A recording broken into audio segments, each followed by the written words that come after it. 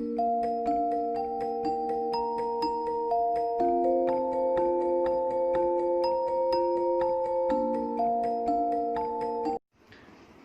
Morning વિદ્યાર્થી મિત્રો. જીવ વિજ્ઞાન પ્રકરણ 2 બાયોલોજીકલ ક્લાસિફિકેશન વર્ગમાં આપનું સ્વાગત છે વાલા વિદ્યાર્થી મિત્રો. પાર્ટ 10 1 થી 9 સુધી આપણે અભ્યાસ લગભગ પૂરો કર્યો અને હવે એકાદ બે ટોપિક છે, ખૂબ જ સુંદર રીતે તેનો અભ્યાસ કરીએ મિત્રો. ધોરણ 12માં અભ્યાસક્રમ આના કરતાં પણ થોડોક સહેલો અને સરસ રીતે આયોજનબદ્ધ છે. અહીંયા સ્ટાર્ટિંગ છે એટલે ફંડામેન્ટલી દરેક સજીવને જાણવા માટે ધોરણ 11માં લગભગ માઇક્રો ઓર્ગેનિઝમથી એનું સરસ આયોજનબદ્ધ માઇક્રો ઓર્ગેનિઝમ એટલે કે વાયરસ, બેક્ટેરિયા, ત્યાર પછી લીલ, ફૂગ, લાઇકેન, દ્વિઅંગી, ત્રિઅંગી, અનાવૃત અને આવૃત, આ પ્રમાણે વનસ્પતિ સૃષ્ટિનો અભ્યાસ અને એ જ પ્રમાણે પ્રોટોજુઆ, અમીબાથી માંડી અને સસ્તન સુધીના બધા જ વર્ગનો અભ્યાસ બાયોલોજીમાં આપણે ચેપ્ટર નંબર 3 અને 4માં કરવાના જ છે મિત્રો. પણ અહીંયા આ માઇક્રો ઓર્ગેનિઝમ નહીં શીખીએ તો આપણને એના પ્રાઇમરી કેરેક્ટર અથવા એમનું જીવન ચક્ર અને સંતતિમાં આપણે જાણવાનું છે. હવે બહુ જ આપણે ડિટેલમાં નહીં જતા સીધો જ તમને ટોપિક સમજાવું કે આગળના વર્ગમાં આપણે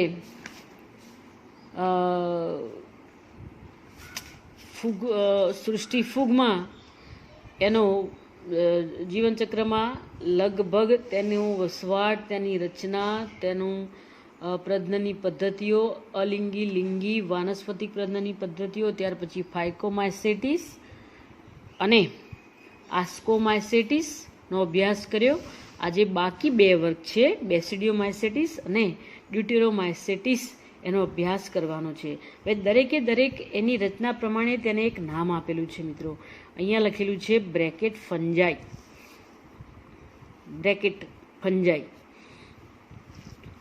અને એ જ પ્રમાણેની એની રચના પણ છે.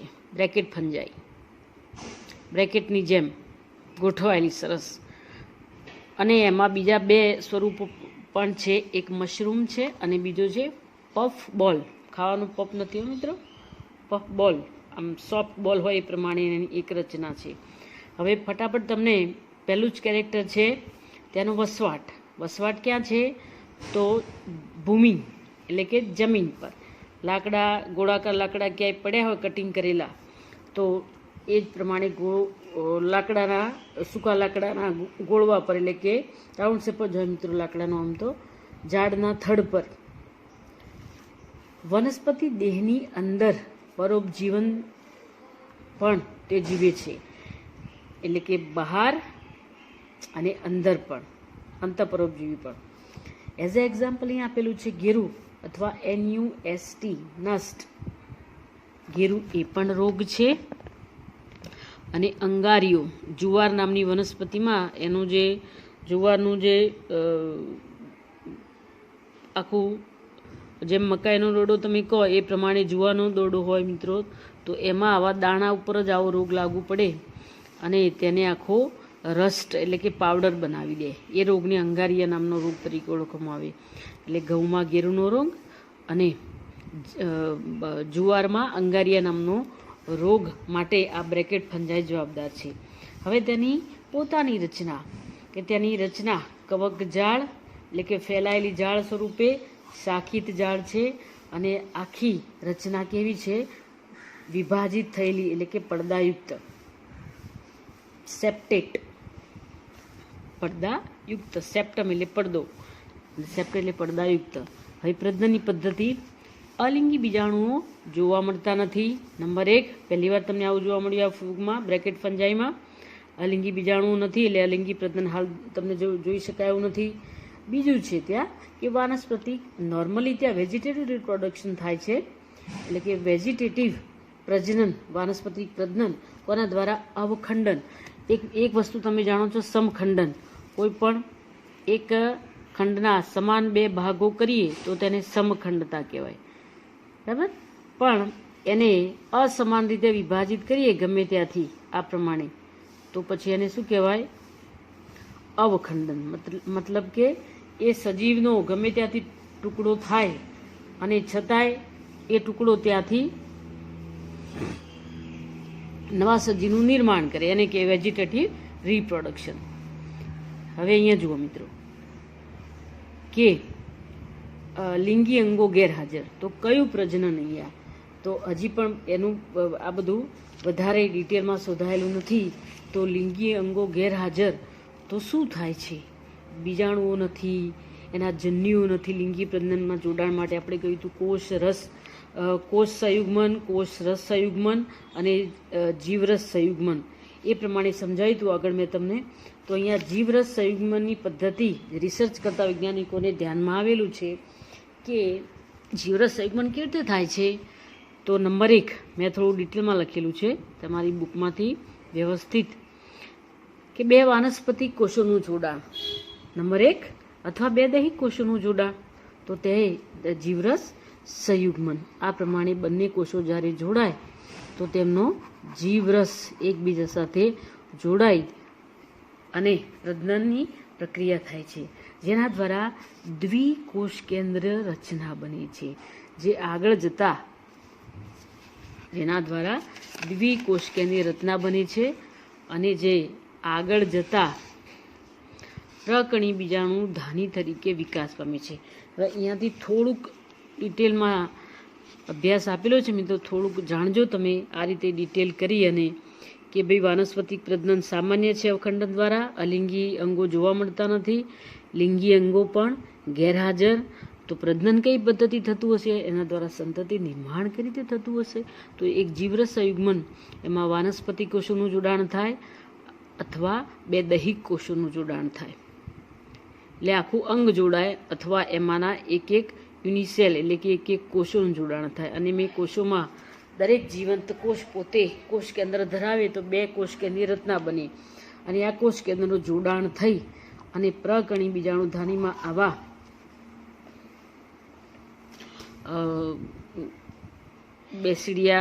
બેસિડિયોમાઇસિટીસ એટલે આવા બેસિડિયા એટલે બીજાણુઓ જોડાય અને તે પ્રકણી બીજાણુ ધાની તરીકે વિકાસ પામે છે. હવે તેનો આગળનો પ્રજનનનો થોડોક અભ્યાસ કરીએ તો હવે નવા બનતા બીજાણુ કેવી રીતે નિર્માણ પામે છે?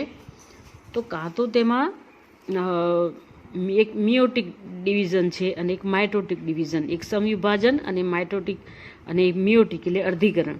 એકમાંથી 2 બનવા તો સમાન વિભાજન 2n 2n, અને એકમાંથી 4 બનવા તો અર્ધીકરણની પ્રક્રિયા. અને પ્રકણી બીજાણુધાની ક્યાં ગોઠવાય છે? તો ફળકાયમાં ગોઠવાય, અને તેનું નામ આપેલું છે પ્રકણીધાની. 4 પ્રકરણી અર્ધીકરણથી કેટલા બને? અર્ધીકરણથી અહીંયા તમને બતાવ્યું મેં 4 પ્રકણી બીજાણુઓ ઉત્પન્ન થાય.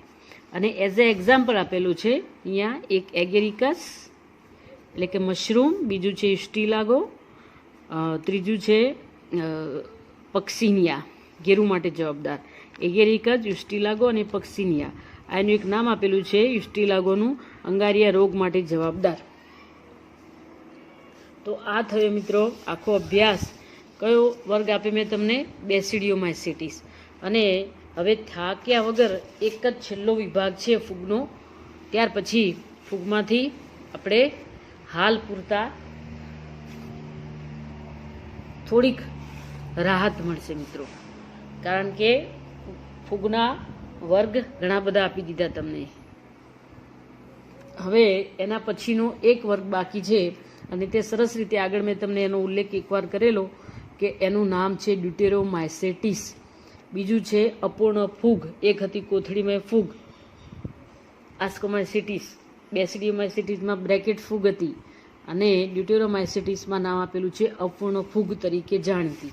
હવે એના ખૂબ જ બહુ જ ઓછા કેરેક્ટર આપેલા, અને એના લીધે આપણને સહેલી પડે ડ્યુટેરોમાઇસિટીસ લખવા માટે. એક તો આ ફૂગનો અભ્યાસ થયેલો છે, એમાં વારંવાર અભ્યાસ જ અપૂર્ણ છે, જેને કારણે તેને ચોક્કસ રીતે એક જ વર્ગમાં મૂકી શકાય નથી. એટલે અહીંયા સ્પષ્ટ લખ્યું કે તેનો કોઈ ચોક્કસ વર્ગ નથી. કેમ નથી?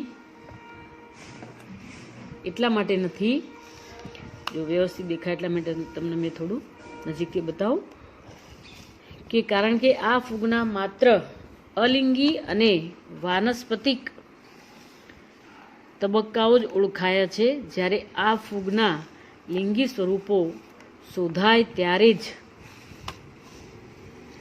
ચોક્કસ વર્ગમાં મૂકી શકાય. આથી તેનો વર્ગ ચોક્કસ નથી. પ્રજનની પદ્ધતિ. અલિંગી બીજાણુ કયા નામે ઓળખાય છે? કણી બીજાણુના નામે. નાના બીજાણુ છે મિત્રો, કણી બીજાણુ ના નિર્માણ દ્વારા અલિંગી બીજાણુ તરીકે ઓળખાય કણી બીજાણુ, અને એના દ્વારા પ્રજનનની પ્રક્રિયા. એની પોતાની રચના છે. કવકજાળ કેવી?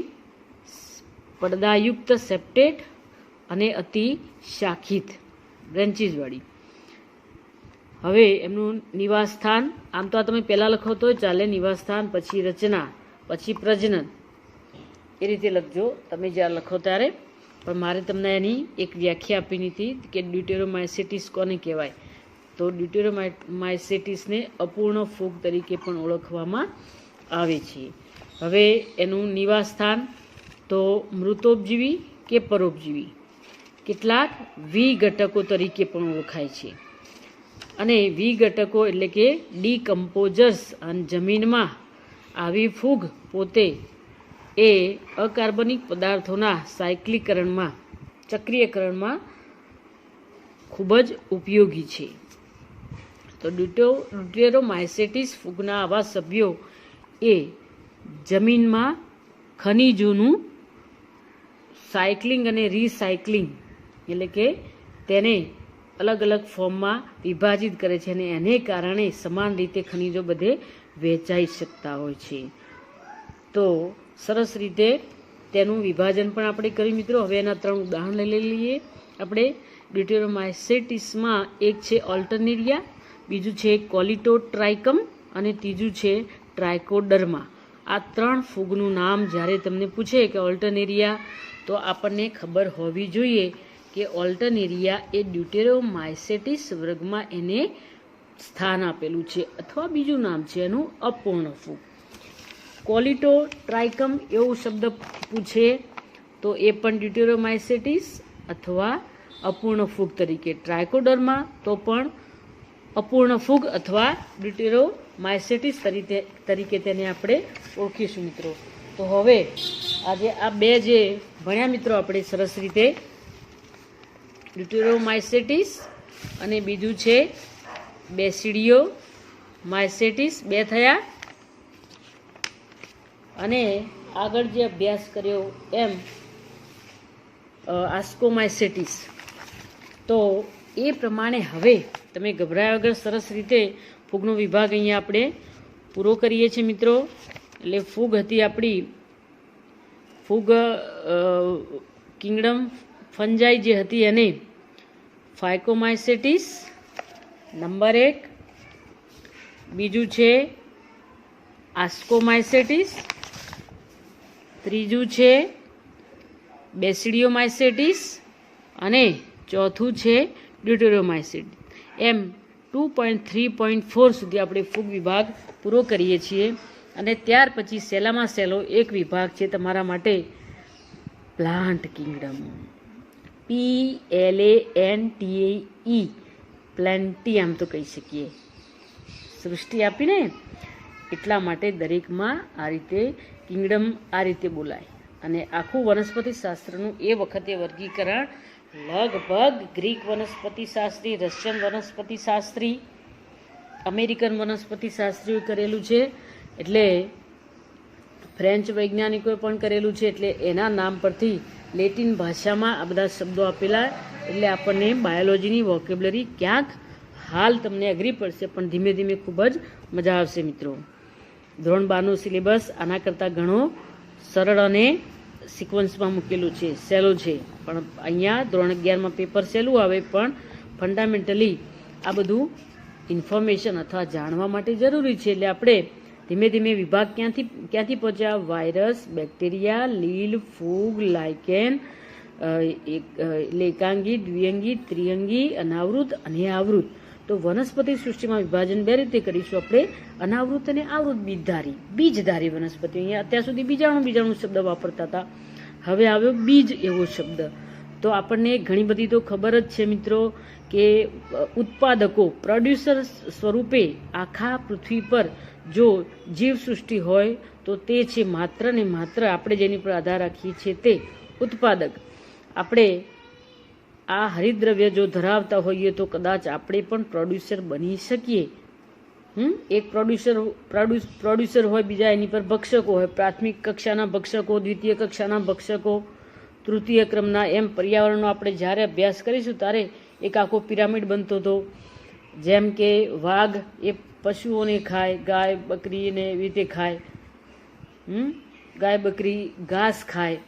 તો ઉત્પાદક જે સમુદાય છે ખૂબ જ મોટો હોવો જોઈએ, તો એના પર નિર્ભર કરતા બધા સજીવો એના પરથી જીવી શકે. તો અહીંયા નાના નાના સરસ ઉદાહરણ દ્વારા તમને સમજાયેલું છે કે વનસ્પતિ સૃષ્ટિમાં કોણ કોણ આવી શકે.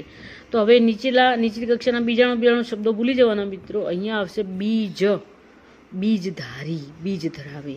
હવે બીજ ધરાવતા હોય સમજી લો કે ત્યાં પુષ્પ પણ હોય અને પુષ્પની અંદર પુંકેસર, સ્ત્રીકેસર પણ હોય, પરાગનની પ્રક્રિયા થતી હોય, ફલનની પ્રક્રિયા થતી હોય અને ફળ અને બીજ બંને બનતું હોય. એવી સરસ બધી રચનાઓ.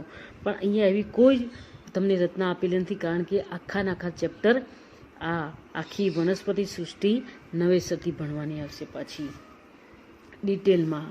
તો એ વખતે ભણીશું ત્યારે માત્ર ને માત્ર કોણ આમાં એમને એડ કરી અને આપણને માહિતી આપેલી એટલું જ જોઈએ. તો તમારે યાદ રાખવાનું છે અહીંયા કે આ એક શબ્દ આપેલો છે અહીંયા, કીટભક્ષી વનસ્પતિ. બીજું પરોપજીવી વનસ્પતિઓ, વિષમપોષી, અર્કજ્વર, વિનસ મક્ષીપાસ, વિનસ ફ્લાય ટ્રેપ, કીટભક્ષી વનસ્પતિઓના ઉદાહરણો. કે આવી વનસ્પતિઓ હોય કે જે કીટકોનું ભક્ષણ કરતી હોય? હા, તો છે. તમે MP સાઈડ જાઓ પંચમઢી તો આ બ્લેડેડ વટ અને આ વિનસ ફ્લાય ટ્રેપ તમને જોવા મળે. અને બીજી છે ઇન્સેક્ટિવોરસ પ્લાન્ટ્સ. આ બધા તમને ત્યાં જોવા મળે. એના સિવાય અમરેલાપી, કુસ્કુટા રિફ્લેક્સ અને આ ઝાડ ઉપર પીળી દોરીની જેમ વીંટળાયેલી હોય જે સંપૂર્ણપણે પરોપજીવી વનસ્પતિ કોષો મુખ્યત્વે હરિત કણો ધરાવે અને કોષ દિવાલ સાથેની સુકોષ કેન્દ્રીય રચના ધરાવે. કોષ દિવાલ મુખ્યત્વે સેલ્યુલોઝની બનેલી. પ્રકરણ 8માં સુકોષ કેન્દ્રીય કોષ રચનાનો અભ્યાસ, એટલે બધી અંગિકાઓનો ચેપ્ટર નંબર 8માં આપણે આગળ અભ્યાસ કરવાના છીએ મિત્રો. તો એ ખાલી માહિતી આપેલી એટલી જાણકારી લેવાની છે. અહીંયા શબ્દ જુઓ, લીલ છે એલ્ગી, દ્વિઅંગી એટલે કે બ્રાયોફાઇટ્સ, ત્રિઅંગી એટલે ટેરિડોફાઇટ્સ, અનાવૃતધારીઓ એટલે કે જિમ્નોસ્પર્મ, સ્પર્મ એટલે બીજ, મેં સમજાવ્યું તમને. જિમ્નો એટલે નેકેડ, બીજ ખુલ્લા. બીજાશયની દિવાલ એની પર આવેલી નથી. જેમ કેરીની અંદર ગોટલી છે તો ગોટલી પર આખું એક બીજ ઢંકાયેલું એવું સખત આવરણ છે ને એની પછી આપણે ખાઈએ તે કેરી. અને અહીંયા લખેલું આવૃત, એન્જિયોસ્પર્મ શબ્દ વાપર્યો છે, એન્જિયો. બીજધારી આવૃત એટલે ઢંકાયેલું. આ પણ લેટિન શબ્દ છે, દેખાય મિત્રો તમને? આવૃત. અહીંયા લખ્યું અનાવૃત. બીજ ઢંકાયેલા નથી, બીજ બીજાશયની દિવાલથી ઢંકાયેલા છે. તો એ પ્રમાણે આવો સરસ અભ્યાસ જ્યારે આપણે કરીશું અહીંયા વનસ્પતિમાં આખું એનું જીવન સાયકલ ભણવાનું, અહીંયા નહીં, આગળના ચેપ્ટરમાં. દ્વિકીય બીજાણુજનક, એકકીય જન્યુજનક જે એકબીજાને એકાંતરે છે. એકકીય તથા દ્વિકીય તબક્કાઓની સમયવિધિ અને તબક્કાઓ મુક્તજીવી, કોઈને પર કોઈ આધાર નહીં. હેપ્લોઇડ ડિપ્લોઇડ બંને સ્ટેજ પોતપોતાની રીતે, કોઈની પર કોઈ ડિપેન્ડ નહીં કે ડિપ્લોઇડ હોય તો જ હેપ્લોઇડ સ્ટેજ આવે એવું નહીં. એકબીજા પર આધારિત મુક્તજીવી છે કે બીજા પર આધારિત તે વનસ્પતિઓના જૂથો અલગ અલગ હોય છે. મતલબ કે પુષ્પ આવવાની જે ઘટના છે તે દરેક વનસ્પતિઓમાં અલગ અલગ જ હોય. એ વેજીટેટિવ એટલે કે પુષ્પ પહેલાંની અવસ્થા, વાનસ્પતિક તબક્કો. અને પુષ્પ જ્યારે વનસ્પતિના છોડ પર આવે ત્યારે તેને બીજાણુક અવસ્થા કહી શકીએ, એટલે કે સ્પોરોફાઇટ. પુષ્પ ધારણ જ્યારે વનસ્પતિ કરે એની પહેલાંની અવસ્થા છે તે ગેમેટોફાઇટ કહી શકીએ, જન્યુજનક. અને પુષ્પ આવે એ પછી રિપ્રોડક્ટિવ તબક્કો અથવા પ્રજનન અંગોની શરૂઆત થાય તેને આપણે બીજાણુજનક સ્ટેજ કહીએ. ત્યાં બીજાણુ નહીં, બીજ જ બોલવાના મિત્રો. આમ તો આ પ્રકારની ઘટનાને ઓલ્ટરનેશન ઓફ જનરેશન, શું લાગે મિત્રો? Alteration of generation. તમે પ્રકરણ 3માં પણ આ સૃષ્ટિનો ફરીથી વિસ્તૃત અભ્યાસ કરશો. કયા ચેપ્ટરમાં કરવાનો છે? ચેપ્ટર નંબર 3માં. તો અહીંયા માત્ર ઇન્ફોર્મેશન છે અને એના માટે તમારે શું યાદ રાખવાનું છે કે આ જે ઇન્સેક્ટિવોરસ પ્લાન્ટ આપેલા એનું તમારે વિનસમક્ષી પાસ, અર્કજ્વર, કીટપક્ષી વનસ્પતિઓ કોને કહેવાય, મતલબ કોણ કોણ છે એના નામ ખાલી યાદ રાખવાના. અને બાકીની આવૃત અને અનાવૃત, અને એક આ ડેફિનેશન આવી ઓલ્ટરનેશન ઓફ જનરેશન. એકીય જન્યુજનક અને દ્વિકીય બીજાણુજનક જે સજીવના જીવનમાં એકાંતરે આવતી હોય તેને એકાંતર જનનની પ્રક્રિયા કહે છે. આખું લાઈફ સાયકલ હોય મિત્રો આ પ્રમાણે, એક એન હોય તો બીજું અહીંયા 2n હોય. હવે આ તબક્કાને આમ પણ લઈ જઈ શકો અને આ તબક્કાને આમ પણ લઈ જઈ શકો. આ એક વનસ્પતિનું જીવનચક્ર. આમથી હેપ્લોઇડમાંથી ડિપ્લોઇડ, ડિપ્લોઇડમાંથી હેપ્લોઇડ. હવે આની વધારે માહિતી આપણે આગળ લેવાના છીએ. આ એક સર્વસામાન્ય નિયમ ઓલ્ટરનેશન જનરેશન, આ એનું લાઈફ સાયકલ થયું મિત્રો. તો હવે પછી માત્ર આપણે એક જ પીરિયડનું કામ છે મિત્રો. સરસ રીતે આપણે વાયરસ ભણવાનો છે, વિરોઇડ્સ ભણવાની છે, અને એક નાના તબક્કાથી હવે છેલ્લો એક જ આપણો પાર્ટ 11નો એક જ લેક્ચર બાકી છે મિત્રો. એટલે તમે યુનિટ ટેસ્ટની તૈયારી વ્યવસ્થિત રીતે કરજો. આમાંથી જેટલું યાદ રહી શકે એ પ્રમાણે એક્ઝામ્પલ ખાસ યાદ રાખવાના આ બધાના ફૂગનાને. અને કોઈ પણ સજીવને વર્ણન કરવા માટે પ્રથમ તેનું નિવાસ સ્થાન એટલે કે વસવાટ, તેની દૈહિક રચના, તેની પોષણની પદ્ધતિ, તેની પ્રજનનની પદ્ધતિ, સંતતિનું નિર્માણ અને એનું એક ઉદાહરણ, એમ 5 જ કેરેક્ટર આપણે લખવાના રહેશે 2 માર્ક્સ માટે. અને 3 માર્ક્સ માટે બેસિડિયમ માઇસેટી કેવું કંઈક પૂછે તો 6 કેરેક્ટર લખીએ મિત્રો, ને એક ઉદાહરણ લખીએ. એટલે આપણે એની સરસ બાયોગ્રાફી લખી કહેવાય. 2 થી 3 ઉદાહરણ યાદ રહે એવી રીતે કરજો મિત્રો. થેન્ક યુ મિત્રો, થેન્ક યુ વેરી મચ.